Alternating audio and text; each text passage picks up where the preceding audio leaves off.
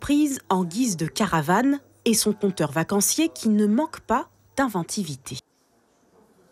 Je sais ce que je vais faire. Je vais me servir des objets que j'ai dans ma caravane pour faire les personnages.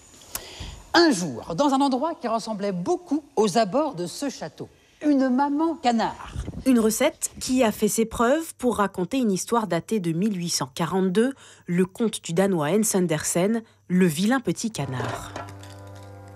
Coucou, c'est moi, salut les gars. Pourquoi vous me regardez comme ça? Vous avez jamais vu un petit poussin tout neuf ou quoi? Coucou, c'est moi, salut les filles. C'est quoi ces yeux ronds comme des billes? Je suis qu'un poussin joli qui sort de sa coquille. C'est une histoire que je trouve très touchante et je trouve qu'il s'adaptait très bien au projet que j'avais de faire un spectacle seul en scène. Car moi, sur scène, je suis un peu comme un vilain petit canard aussi qui essaie de faire sa place, de se faire entendre. Seul en scène, le comédien va tour à tour incarner l'ensemble des personnages, du petit canard au vieux dindon, avec légèreté, humour et profondeur, une pièce qui séduit petits et grands depuis 2015. Ça mélange des chansons, du théâtre d'objets, de l'interprétation de personnages aussi, et puis du conte. C'est un spectacle très, à la croisée de beaucoup d'expressions théâtrales. Ça éveille effectivement énormément l'imaginaire d'un enfant.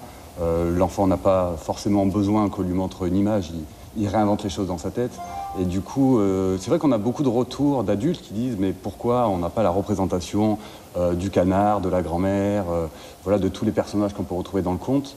alors que les enfants ont tout à fait compris le texte et la symbolique à la fin du spectacle. Reste à travailler le décor, ajuster la mise en scène pour accueillir le public demain soir sur les planches du théâtre de Macouria. Quand tu chantais, j'ai tout entendu. Suivez l'info sur Guyana Première, télé, radio et internet.